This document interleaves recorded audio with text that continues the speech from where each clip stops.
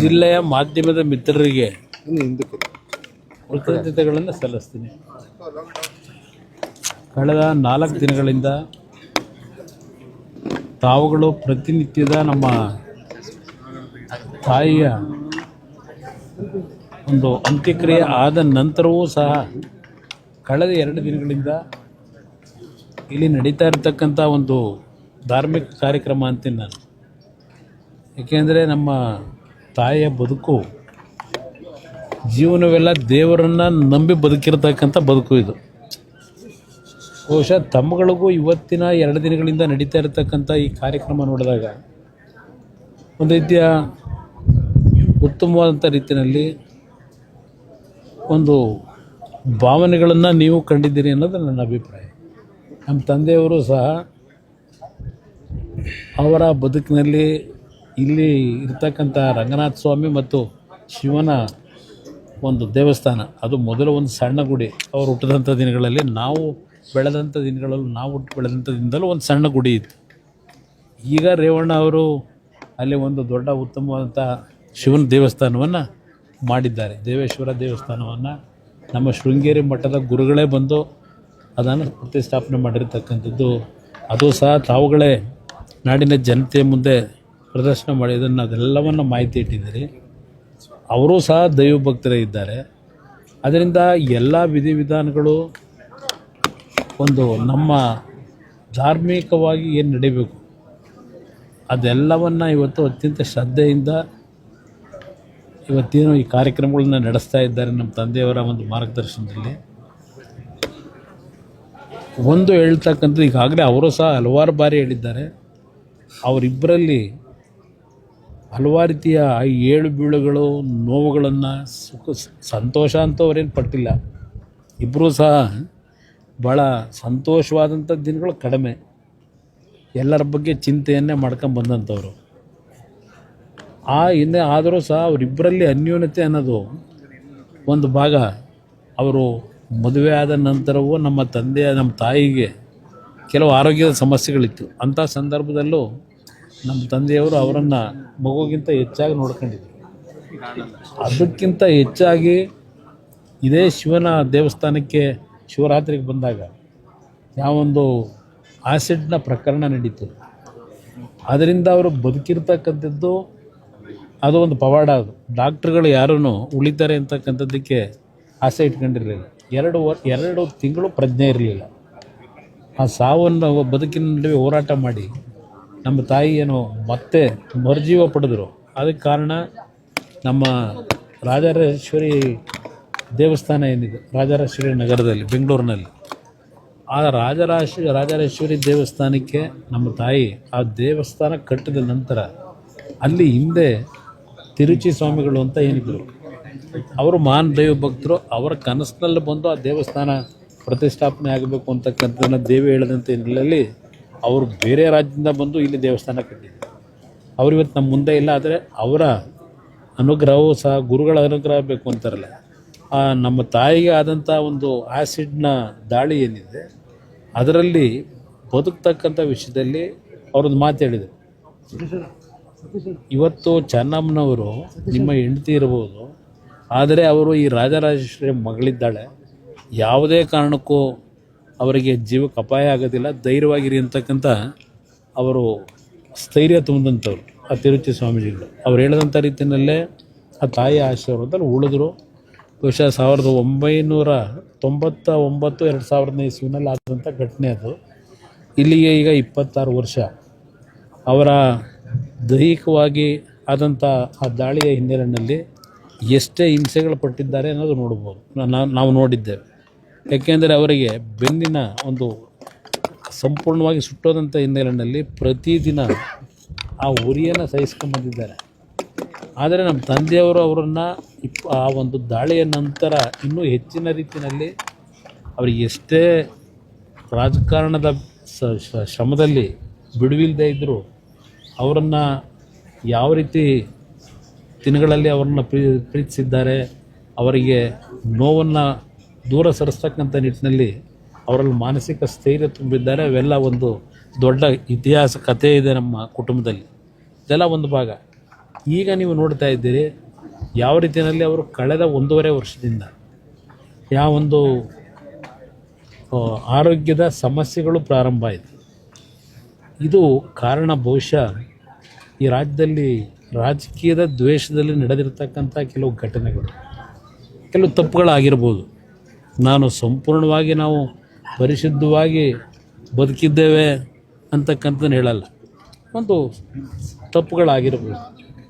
ಆ ತಪ್ಪುಗಳನ್ನು ಇಟ್ಟು ಯಾವ್ಯಾವ ರೀತಿಯಲ್ಲಿ ಏನೇನು ನಡೆದಿದೆ ಈ ರಾಜ್ಯದಲ್ಲಿ ನಮ್ಮ ಕುಟುಂಬವನ್ನು ಸಂಪೂರ್ಣವಾಗಿ ರಾಜ್ಯದ ಜನತೆಯ ಹೃದಯದಿಂದ ಕಿತ್ತೊಗಿಬೇಕು ಅಂತಕ್ಕಂಥದ್ದೇ ಒಂದು ದೃಷ್ಟಿಯಿಂದ ಕೆಲವು ಘಟನೆಗಳು ಈ ರಾಜ್ಯದಲ್ಲಿ ನಡೆದಿದೆ.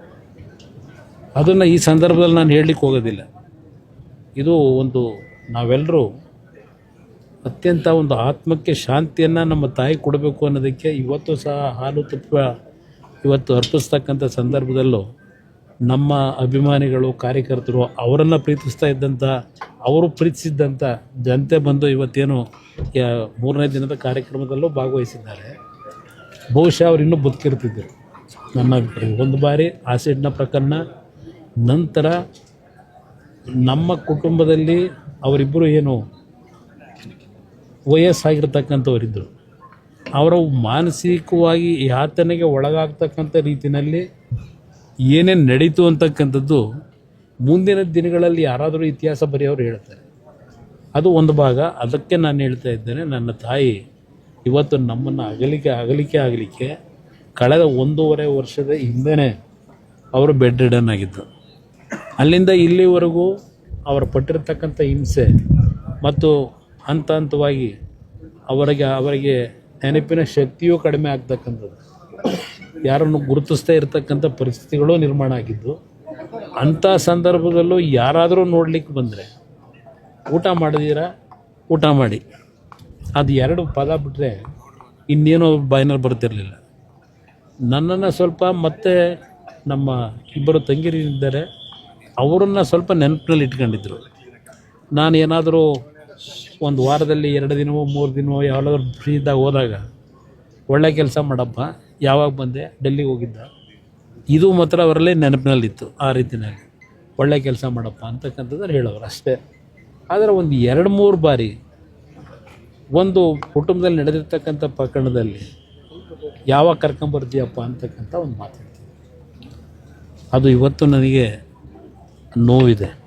ಅವರಿಗೆ ಅಂಥ ಒಂದು ಸನ್ನಿವೇಶಗಳನ್ನು ತಡಿಲಾರ್ದೇ ಇವತ್ತು ಇಂಥ ಒಂದು ದಿನವನ್ನು ನಾವೇನು ಕಾಣಬೇಕಾಗಿದೆ. ಬಹುಶಃ ಇನ್ನೂ ಒಂದು 3-4 ವರ್ಷಗಳು ಆ ರೀತಿಯ ಇವತ್ತಿನ ದಿನ ನಾವು ನೋಡ್ಲಿಕ್ಕೆ ಸಾಧ್ಯ ಇರಲಿಲ್ಲ. ಆದರೆ ಅದನ್ನು ದೇವರು ತೀರ್ಮಾನ ಮಾಡಿರೋದು, ನಾವಲ್ಲ.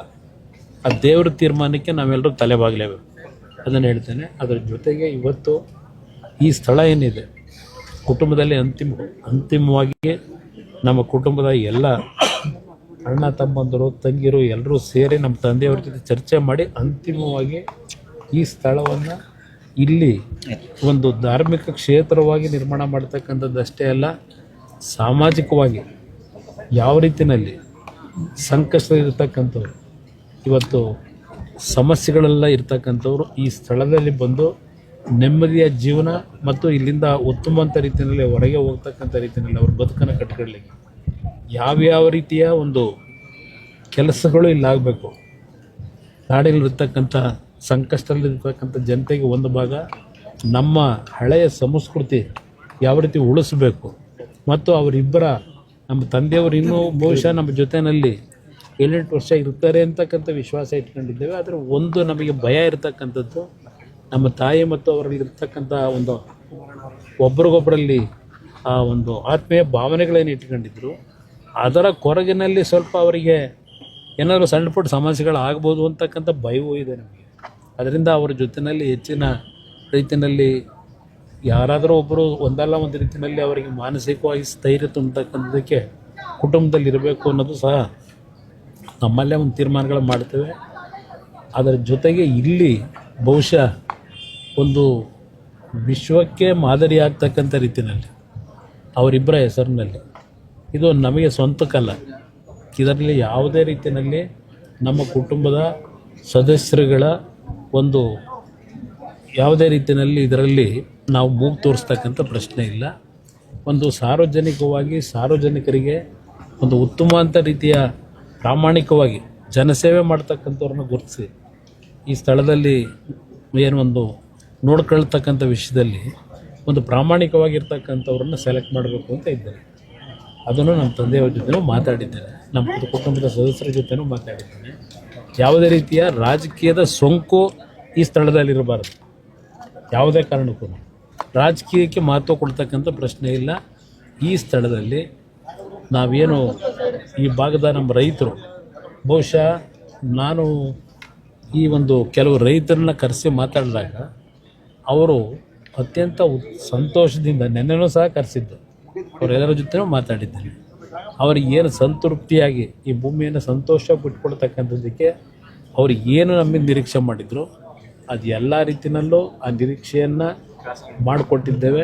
ಮುಂದೆನೂ ಸಹ ಆ ಕುಟುಂಬಗಳಿಗೆ ಈ ಜಾಗದಲ್ಲಿ ಅವ್ರ ಕುಟುಂಬದಲ್ಲಿ ಕೆಲವರು ಬದುಕ್ತಕ್ಕಂಥದ್ದಕ್ಕೆ ಅವ್ರಿಗೂ ಅವಕಾಶಗಳಿದ್ದಾರೆ ಹೇಳಿದ್ದೇನೆ. ಅವರಿಗೆ ದುಡಿಮೆ ಮಾಡಿ ಬದುಕ್ತಕ್ಕಂಥದ್ದಕ್ಕೆ ಅವ್ರಿಗೇನು ಇಲ್ಲಿ ಮುಂದಿನ ದಿನಗಳ ಅನುಕೂಲ ಆಗ್ತದೆ ಅದೆಲ್ಲವನ್ನು ವಿವರಿಸಿದ್ದೇನೆ. ಇದು ನಾಡಿನ ಜನತೆಗೆ ಸಮರ್ಪಣೆ ಮಾಡ್ತಕ್ಕಂಥ ಜಾಗ ಇದು, ಅವರಿಬ್ಬರ ಹೆಸರು. ಇದರಲ್ಲಿ ನಮ್ಗೆ ಯಾವುದೇ ರೀತಿಯ ನಮ್ಮ ಕುಟುಂಬದ ಇನ್ವಾಲ್ವ್ಮೆಂಟು ಓನ್ಲಿ ಡೆವಲಪ್ಮೆಂಟ್ ಇರ್ಬೋದು, ಪ್ಲಸ್ ಜನರಿಗೆ ಇಲ್ಲಿ ಏನು ಆಗಬೇಕಾಗ್ತದೆ, ಅನಾಥ ಮಕ್ಕಳಿಗೆ, ಅಲ್ಲಿಂದ ವಯಸ್ಸಾಗಿರ್ತಕ್ಕಂಥವ್ರಿಗೆ, ನಮ್ಮ ರೈತ ಬಂಧುಗಳಿಗೆ ಕೆಲವು ರಿಸರ್ಚ್ನ ಮಾಡ್ತಕ್ಕಂಥ ಒಂದು ಸೆಂಟರ್ ಇಲ್ಲಿ ಆಗಬೇಕು ಅಂತಕ್ಕಂಥದ್ದೇನಿದೆ. ಒಂದು ಸಂಸ್ಕೃತ ಪಾಠಶಾಲೆಯನ್ನು ನಿರ್ಮಾಣ ಮಾಡ್ತಕ್ಕಂಥದ್ದು, ಹೀಗೆ ಹಲವಾರು ರೀತಿಯ ಯೋಜನೆಗಳನ್ನು ಇಲ್ಲಿ ಹಮ್ಮಿಕೊಂಡಿದ್ದೇವೆ. ಅದಕ್ಕೆ ಧಾರ್ಮಿಕವಾಗಿ ನಡೆಸ್ತಕ್ಕಂಥ ಕೆಲವು ವ್ಯಕ್ತಿಗಳನ್ನು ಮತ್ತು ಸಾಮಾಜಿಕವಾಗಿ ಯಾವುದೇ ರೀತಿಯ ಸಮಸ್ಯೆಗಳಿಲ್ಲದೆ ಸ್ವಾರ್ಥದ ಒಂದು ಭಾವನೆಗಳನ್ನು ಇಟ್ಕೊಳ್ಳದೆ ಸಮಾಜದ ಕಷ್ಟದ ಇರ್ತಕ್ಕಂಥವ್ರನ್ನ ಅವರ ಮಕ್ಕಳ ರೀತಿ ನೋಡ್ಕೊಳ್ತಕ್ಕಂಥ ವ್ಯಕ್ತಿಗಳನ್ನು ಆಯ್ಕೆ ಮಾಡಬೇಕು. ನಾನು ಆ ವಿಷಯದಲ್ಲಿ ನಮ್ಮ ಅಣ್ಣ ತಮ್ಮದ್ರ ಜೊತೆನೂ ಚರ್ಚೆ ಮಾಡಿ ನಿರ್ಣಯ ಮಾಡ್ತೀವಿ. ಬಹುಶಃ ಇದು ಒಂದು ಮಾದರಿಯಾಗಿ ಈ ಭೂಮಿ ಇರೋವರೆಗೆ ಶಾಶ್ವತವಾಗಿ ನೆಲೆಸಿ ನಮ್ಮ ತಾಯಿ ತಂದೆಯ ಹೆಸರಿನಲ್ಲಿ ಅವರಿಗೆ ಬದುಕಿಗೆ ನೆರಳಾಗ್ತಕ್ಕಂಥ, ಬದುಕಿಗೆ ದಾರಿ ತೋರಿಸ್ತಕ್ಕಂಥ ಯೋಜನೆಗಳನ್ನು ಇಲ್ಲಿ ಮಾಡಬೇಕು ಅಂತಕ್ಕಂಥದ್ದಕ್ಕೆ ಈಗಾಗಲೇ ಒಂದು ನೀರಿನ ನಕ್ಷೆಯನ್ನು ತಯಾರು ಮಾಡಿಟ್ಟಿದ್ದೇನೆ. ನಾನು ಅದನ್ನೆಲ್ಲವನ್ನು ನಮ್ಮ ಕುಟುಂಬದ ಸದಸ್ಯರ ಜೊತೆ ಹಂಚ್ಕೊಂಡಿದ್ದೇನೆ. ಎಲ್ಲರ ಸಹಕಾರ ಇದೆ. ಅದನ್ನು ಇಲ್ಲಿ ಪ್ರಾರಂಭ ಮಾಡ್ತಕ್ಕಂಥದ್ದು ಬಹುಶಃ ಇನ್ನೊಂದು 15-20 ದಿವಸಗಳ ನಂತರ ಪ್ರಾರಂಭ ಮಾಡಿ 2-3 ವರ್ಷದೊಳಗೆ ಈ ನಾಡಿನ ಜನತೆಯ ಒಂದು ಬಡವರಿಗೆ ಯಾವ ರೀತಿ ಅನುಕೂಲಗಳಾಗಬೇಕು ಅದನ್ನು ಕಾರ್ಯಕ್ರಮ ಪ್ರಾರಂಭ ಮಾಡಬೇಕು ಅನ್ನೋದು ನಮ್ಮ ಉದ್ದೇಶ.